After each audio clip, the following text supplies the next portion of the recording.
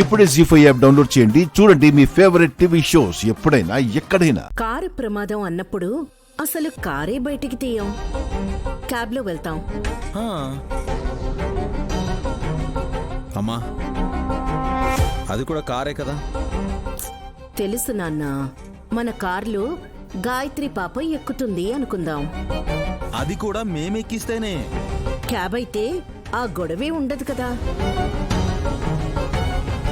అత్తయ్య, గాయత్రి బయటికి వెళ్లకుండా చూసుకుంటున్నాను. గదిలోనే ఆడుకుంటుంది తను.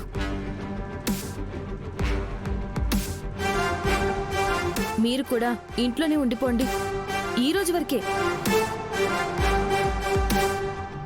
మమ్మీ, మన కారు పెట్టుకుని క్యాబ్లో వెళ్ళడం అవసరమా? నైని చెప్పాక వినకపోతే ఎలా? యాక్సిడెంట్ అవుతుందని భయపడుతున్నావా మమ్మీ? రెస్ట్ అదేం లేదురా. మరెందుకు మమ్మీ ప్రైవేట్ కారులో ప్రయాణం? నువ్వు క్యాబ్ బుక్ చెయ్యి. అది రానే వస్తుందిలే మమ్మీ.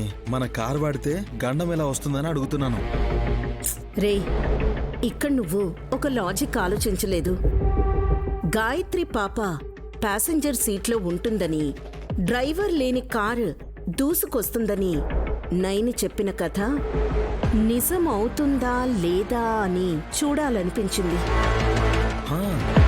గాయత్రి పాప గదిలో నుంచి రాకుండా తలుపేసిందంట కదా పెద్ద మరదలు.